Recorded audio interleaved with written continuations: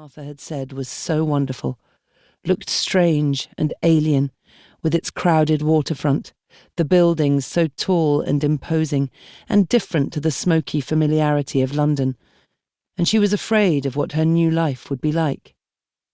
Would the people who claimed her be kind or uncaring? Life at the orphanage had been difficult, the guardians harsh, the rules strict. All Julie wanted was to have her father put his strong arms around her and hear his deep laugh. But she knew that would never happen again. He had died fighting for his country.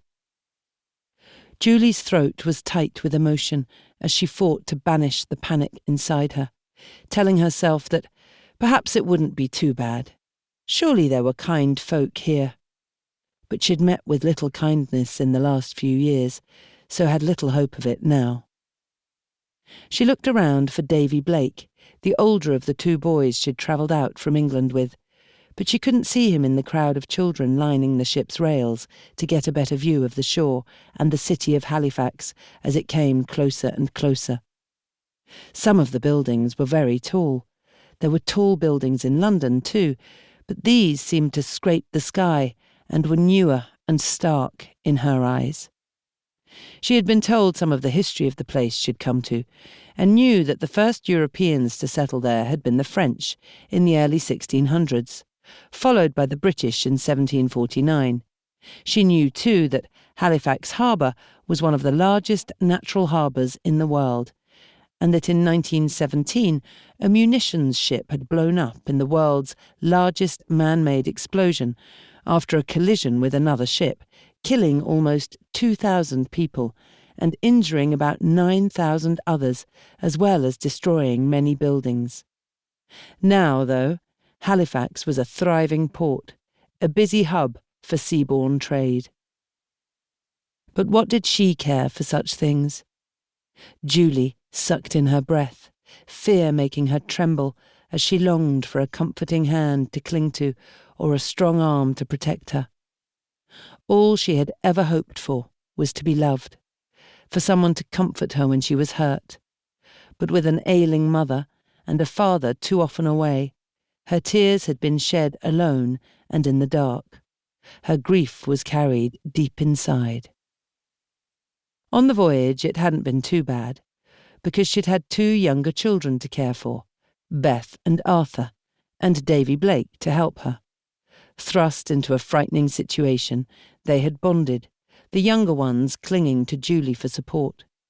She'd cared for them, giving them the affection and love that had so often been denied her.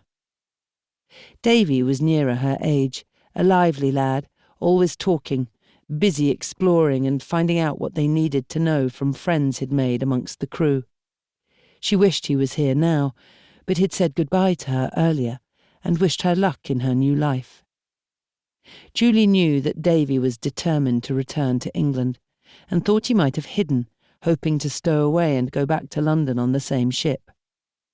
Julie didn't want to go back to a place where no one cared about her, and so she would manage by herself. But she was holding tightly to Beth's hand. Arthur, the youngest of them all, was clinging to her skirt, as always, and she knew he was terrified. She looked down at him and smiled warmly, despite her own fears. "You'll soon have a new home, Arthur, love," she told him cheerfully. "Lots of folks want a boy." Julie thought Arthur had the face of an angel. When she'd first met him, his hair had looked dark, but once she'd washed it, she'd seen it was fair, and his face was young and innocent. He was almost too pretty for a boy of 5, and she hoped his new family would be kind. People weren't always kind, and even when they were your own family, they weren't always to be trusted. A face flashed into Julie's mind, and for a moment she trembled inside as she remembered the heavy tread up the stairs, and then hot breath in her face, stinking of beer, as she kept her eyes closed tightly and pretended to sleep.